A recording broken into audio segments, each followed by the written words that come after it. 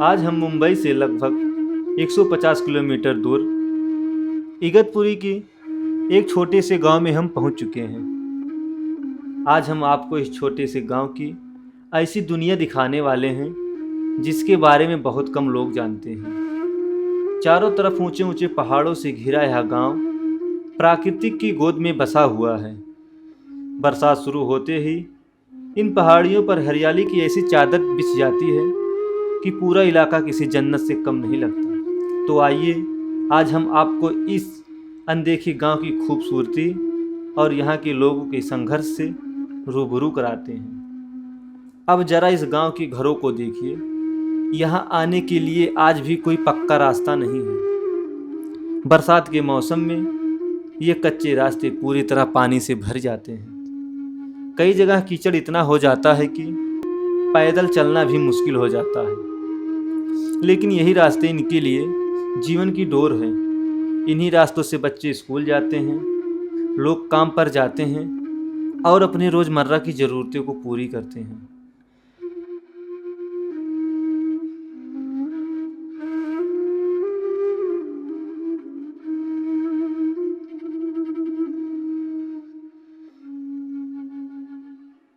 दादी गांव में रोड नहीं है। नाही व आई काय करता लय आमची गरीबची ते ही पहा बरं अच्छा पहा अच्छा, बरं. तो रोज ये कीचड़ में आते जाते ऐसे ही। नाही ना ते काय म्हणले रोड बनवून हे पाय असा करून दिलाय पहा पोरं सोरं कशी काय जातील येतील अच्छा, हे अच्छा. पहा बरं. हा सगळी गैरसोय आहे, पहा ना. हा बहुत बहुत प्रॉब्लम होती होगी आप लोग को, है? मग सगळं हे बाय पहा बरं. अच्छा अच्छा, ये आपका घर है? हा ये हम देख सकते हैं घर? हा हम देख सकते हैं बाहर से? कुठून चालेल? ये देखिए गांव है। ये गांव में भाई साहब खाना बना रहे हैं चूल्हे पे। क्या बना रहे हैं भाई साहब? दाल बना रहे हैं। ये इनका रहन सहन है। ये फुल नेचुरल लाइफ है।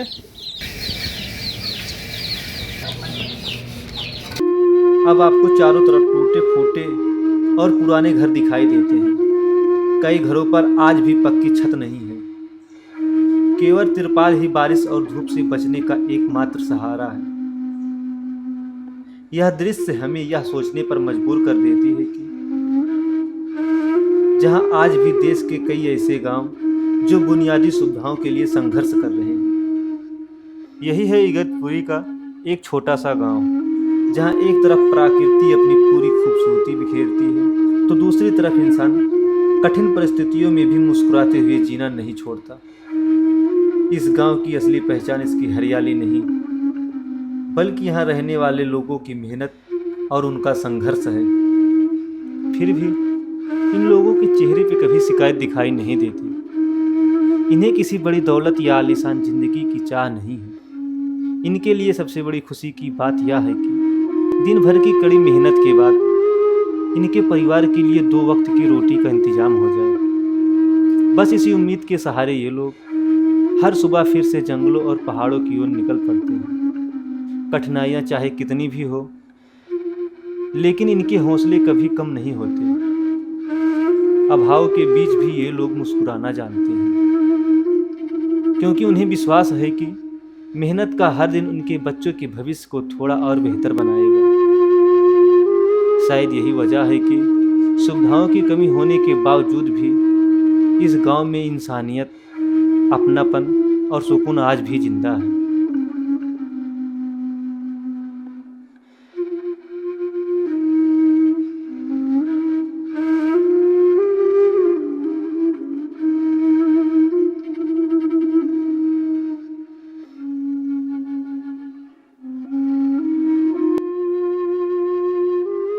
इस गांव के अधिकांश घर मिट्टी, बांस और तिरपाल से बने हुए हैं। पक्की छत आज भी कई परिवारों का सपना है। बरसात में अगर किसी घर का तिरपाल फट जाए तो पूरी रात बारिश का पानी घर के अंदर टपकता रहता है और परिवार को बेहद कठिन परिस्थितियों में रात गुजारनी पड़ती है। भाई साहब, ये गांव का क्या नाम है? ये गांव का नाम है कतरुअंगन। कतरुअंगन। पोस्ट ये- तळेगाव। हाँ, पोस्ट तळेगाव। तलेगांव। हाँ, तालुका इगतपुरी, जिल्हा नाशिक। भाई साहब मैं आपसे ये पूछना चाहूँगा कि जैसे कि यहाँ पे बताया जाता है बिबट्या यानी कि चीते का काफ़ी आतंक है, हाँ आतंक तो है। तो इस बारे में कुछ बताएंगे, मतलब कैसे क्या कोई घटना घटी हो, चाहे ऐसा कुछ हुआ हो? हाँ हुआ था ना। क्या हुआ था सर? वो एक बुढ़ी थी बाहर बैठी थी। अच्छा अच्छा। हाँ तो बकरे थे उसके पास, तो वो आया 6:30-7 बजे शाम को 6:30 बजे? हाँ शाम को। हाँ जी जी। हाँ तो आया तो उसने उसको पकड़ के गया, खींच के लेके गया जंगल में। वो बुढ़ी आंटी को? हाँ। जी जी। फिर वो बुढ़ी मतलब वो बच्चे के मतलब वो बिबट्या लेके चला गया? लेके गया, वो मर गए, वो मतलब वो मर गए? उससे जुड़ गया। और उसके बाद 6-7 महीने फिर एक आदमी को अटैक किया था, लेकिन वो बच गया। अच्छा वो बच गया? हाँ काटा था उसको। तो भाई साहब ये बताइए कि मतलब यहाँ पे कितने सालों से ये बिबट्या का आतंक चलता रहा है और अभी इस समय क्या स्थिति है? अभी तो नहीं, 2-3 साल से ये चालू है। 2-3 साल से मतलब कोई ना कोई घटना घटती रहती है हाँ गाँव के अंदर, मतलब व्यक्ति पे अटैक करते रहते हैं। हाँ करते रहते हैं। इनका लोकेशन पॉइंट कौन सा होता है, मतलब किस जगह पे कैसे छुप के रहते हैं, कैसे मतलब हमला करते हैं, कुछ इस बारे में? तो ऐसे जंगल में जहाँ झाड़ी रहती है, वो जाली बिली ऐसा झाड़ झूड़ पर रहता है उसमें। भाई साहब आप मुझे अभी एक बात बताइए, जिस हिसाब से आप बता रहे हैं बिबट्या का मतलब ये जो चीता का बहुत आक्रमण है, तो उसकी सुरक्षा के लिए आप क्या क्या काम करते हैं, कैसे क्या करते हैं? नहीं हम तो क्या उधर से काम से 6 बजे आ जाते हैं, फिर उसके बाद घर से बाहर नहीं निकलते। शाम के 6 बजे हाँ। बाद में आप घर से बाहर नहीं निकलते? हाँ 6-7 बजे। और उसके अलावा मतलब ये बताइए मतलब ये किस तरह से छुप कर रहता है, इस बारे में तो कुछ अंदाजा होगा आप लोग? है ना वो खड़प में ऐसा, जिसको जहाँ जगह मिली ना ऐसा दिखने के लिए ऐसा, या इधर अभी आपने ये 7 नंबर बोगदे के ऊपर भी हुआ था, उधर भी काम पे गया था ना जी। हाँ तो उधर तो मैंने खुद देखा था उसको। अच्छा हाँ तो मैं हाँ मतलब यहाँ पे ट्रैक, ये आपने वो ट्रैक के ऊपर, तो ट्रैक पे भी कभी कभी मतलब वो आ जाते हैं? हाँ उधर तो उसको देखा था, तो उसने मुँह ऐसा किया था। मैं ऐसा जा रहा था, देखा था, मैं नीचे उतर ही नहीं पाया, फिर वैसे वापस गया, वापस रिटर्न जाना पड़ा? हाँ ऐसे हुआ, फिर हाईवे से फिर ऐसा चला आया नीचे। ठीक है सर, बहुत बहुत धन्यवाद आपको ये जानकारी देने के लिए। इन ऊंचे पहाड़ों और घने जंगलों के बीच रहना आसान नहीं है। यहाँ रहने वाले लोगों की हिम्मत सच में काबिले तारीफ है। चारों ओर जंगल है, जहाँ कभी भी किसी जंगली जानवर के आने की आशंका बनी रहती है। और अब हम आपको इस गांव के कुल देवता के मंदिर के दर्शन कराते हैं। पूरे गांव के लोग इसी स्थान पर आकर पूजा अर्चना करते हैं और हर शुभ कार्य की शुरुआत अपने कुल देवता का आशीर्वाद लेकर ही करते हैं। लेकिन इस मंदिर की स्थिति देखकर मन भावुक हो जाता है। जहां भगवान का भव्य मंदिर होना चाहिए, वहां आज केवल एक पेड़ के नीचे तिरपाल का सहारा लेकर एक छोटा सा मंदिर बनाया गया है। यही इस गांव के लोगों की अटूट आस्था का प्रतीक है। आप देख सकते हैं कि कुछ लोग पहाड़ियों से केकड़े पकड़कर अपने घर की तरफ लौट रहे हैं। यही इस गांव की कई परिवारों की आजीविका का सबसे बड़ा सहारा है।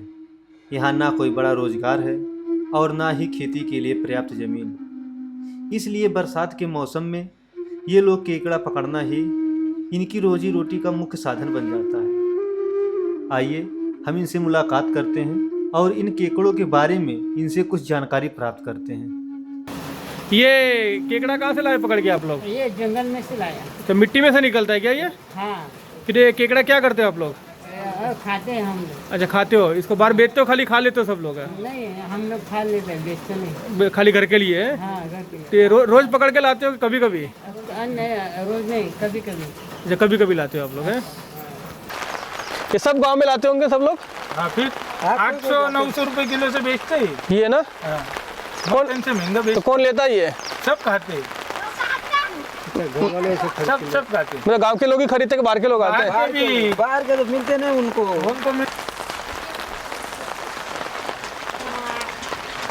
ये देखो, देना भाई क्लोज एकदम जम्बो केकड़ा है।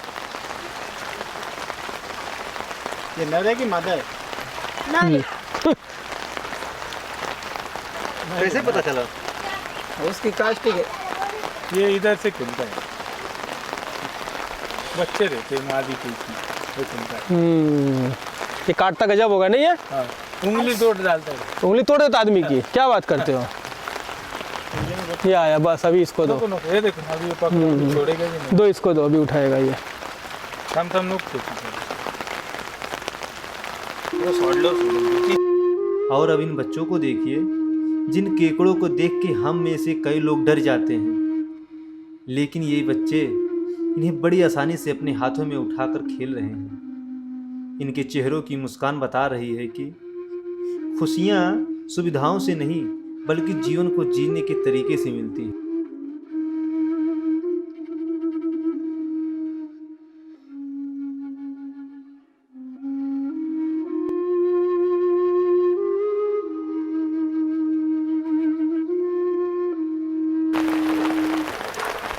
ये क्या करते हो केकड़ा, क्या काम में आता है?